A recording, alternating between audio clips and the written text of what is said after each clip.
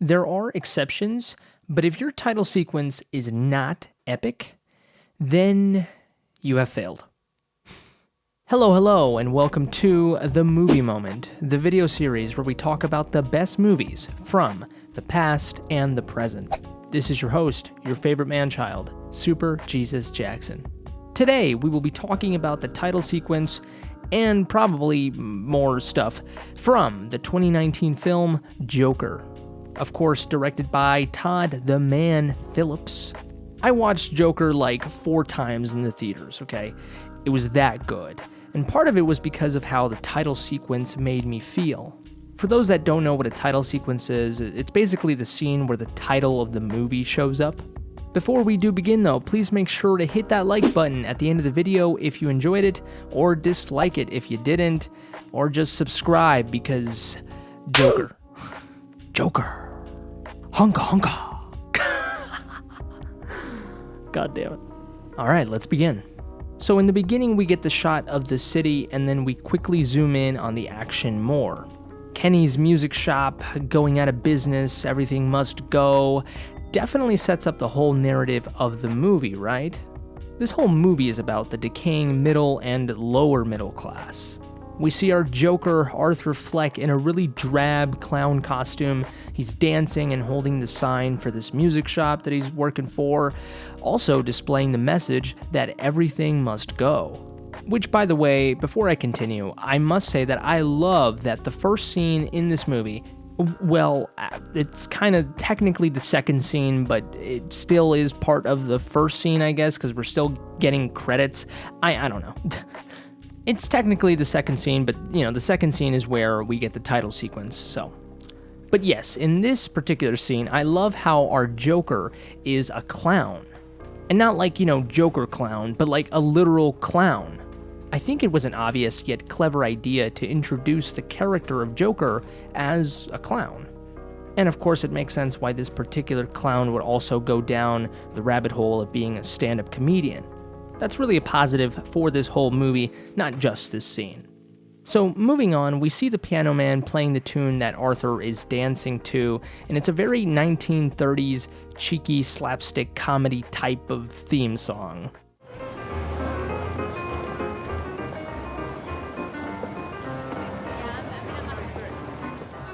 Something from like the Three Stooges and Charlie Chaplin, which this film has references to later.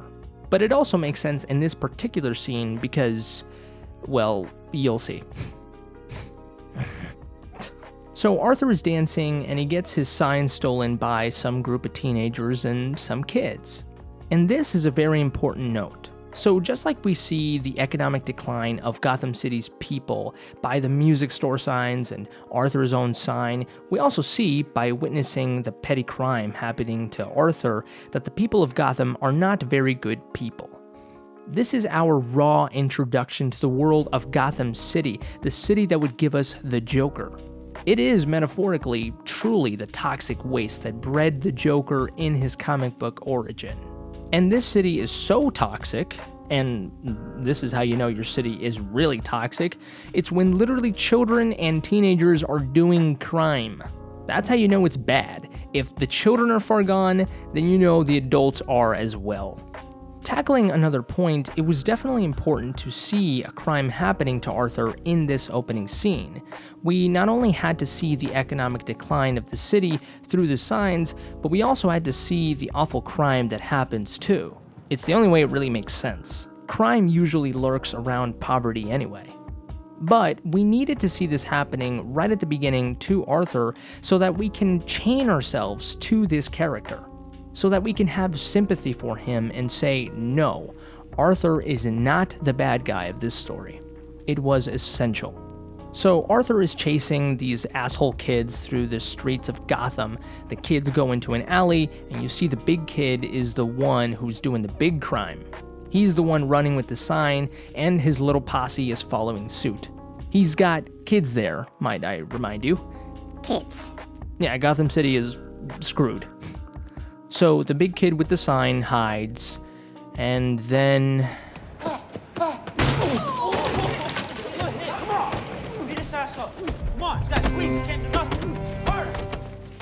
this scene was disturbingly sad for me to watch, and probably for other people too.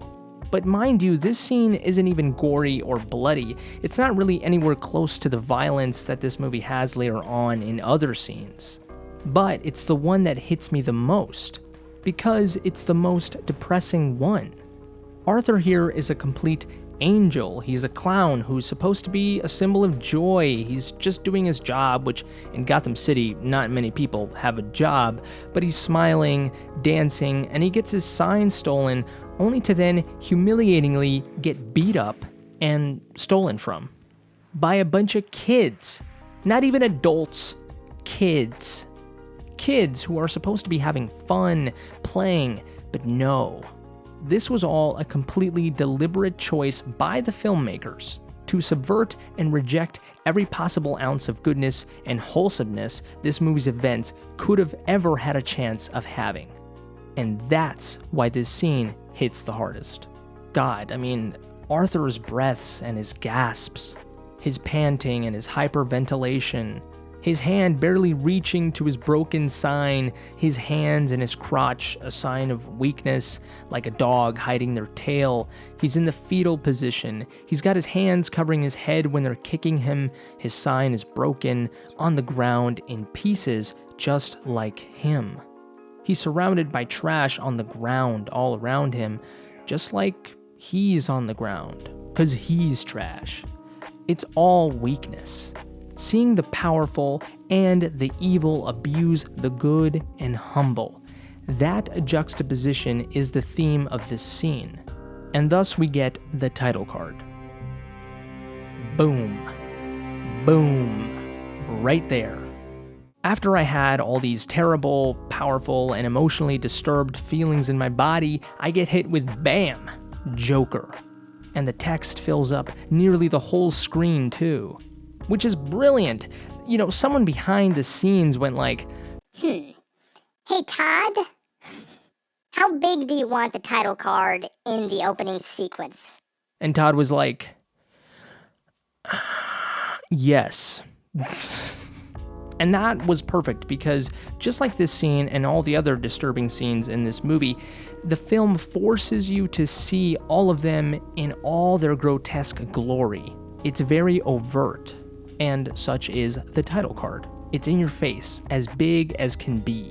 It's yellow for crying out loud, which is the color of hazards and anxiety. It's made to catch your attention. It's fucking brilliant. This film demands your attention at all times. It's visceral. And now that I think about it, this movie is like one big, giant joke. I mean, think about it. When you're listening to a comedian tell a long joke, you pay very close attention and you don't miss a single detail. Because if you do, then you won't get the joke. In a way, all the disturbing scenes Joker forces you to watch are the very important details of this big, long joke. I mean, even when we look at this scene, the way it's shot, the way it zooms out as Arthur is on the ground, destroyed, it takes its sweet time. It forces you to digest all that just happened and all that is happening. It's a slow burn. It's just fantastic. To lighten up the mood a little bit, not really, but remember that Charlie Chaplin Three Stooges aesthetic that this scene had in the beginning with the piano man playing? I think it's pretty interesting how Arthur literally gets hit with the sign and it breaks. It's very slapsticky. Him getting beat up too, and the way he runs with those big clown shoes. Like, there's a later scene in this movie where Arthur is in the theater watching Charlie Chaplin have trouble with some ice skates. It's very similar to how Arthur has trouble running and walking with his shoes. It's kind of comedic, right? Chaplin and the Three Stooges were, slapstick comedy. It was all about having the characters get hurt. That was the comedic part. In this case, it's genius because the filmmakers have Arthur getting hurt and he slips sometimes, but it's not meant to be funny at all. The last thing I want to touch on when it comes to the way this scene is shot is the fact that this happens in an alley. A lot of things in Gotham City happen in alleys. This movie essentially begins in an alley. Arthur Fleck's journey to become the Joker begins in an alley, just like Bruce Wayne's journey to become Batman begins in an alley. Alley, alley, alley, alley. Are you okay? Are you okay, Allie?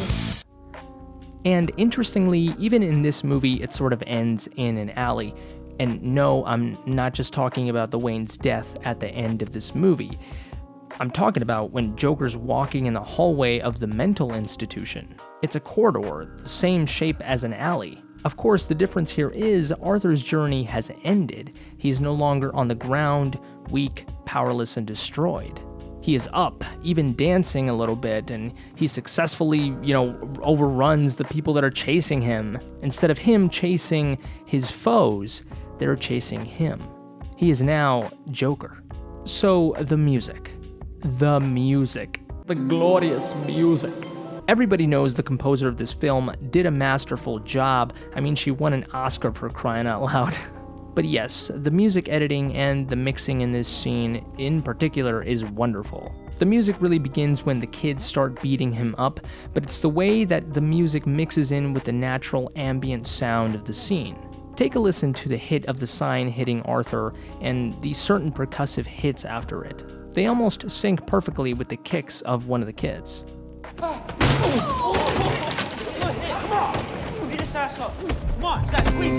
And then, when we hear the score actually come later, the song also has these percussive hits that sound like subtle bombs destroying a city.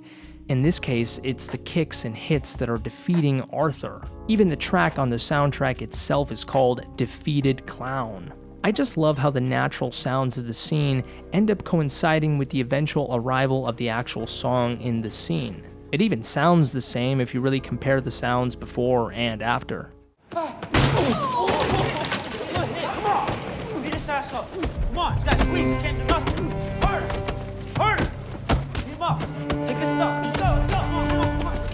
I wouldn't even be surprised if they actually got the raw sound of the specific percussion section of the song and used it for the hit of the sign and the beginning kicks to Arthur. And finally, last but not least, definitely not least, I just wanted to say, this movie is about class warfare, of course. Definitely rich versus poor, yes. But I don't think that's the real takeaway of this movie. A movie's opening scene is very, very important. It's like the thesis to a paper. It sets up the whole narrative and meaning of the film for the most part, right? And so with that said, this movie didn't begin with Thomas Wayne coming in and beating up Arthur Fleck, a rich guy beating up the poor guy. None of that. It began with an everyday, blue-collared guy just minding his business, doing his job, only to get beat up for no reason at all. By a bunch of kids. In the words of Bruce Wayne in Batman v Superman, "My parents taught me a different lesson, dying in the gutter for no reason at all." And those kids, they were probably poor too, just like Arthur. Arthur says to Murray himself in the film, he wasn't about starting a movement or doing anything political. He's just trying to make a point, that he had enough. Come on, Murray. Do I look like the kind of clown that could start a movement? I killed those guys because they were awful. Everybody is awful these days. It's enough to make anyone crazy. And this particular scene and this movie made a point. This film is about dog eat dog, that evil does not discriminate. Rich, poor, none of that matters. Suffering and pain is universal. It's all relative. The rich and the poor were both guilty of getting Arthur to his breaking point. Not one more than the other. Joker has always been about chaos for the sake of chaos. Christopher Nolan's Joker was exactly that. But this time, with Todd Phillips' Joker, we finally know where that chaos came from. That's the difference. And you know where it came from? It came from literally everyone and everything else but Arthur Fleck.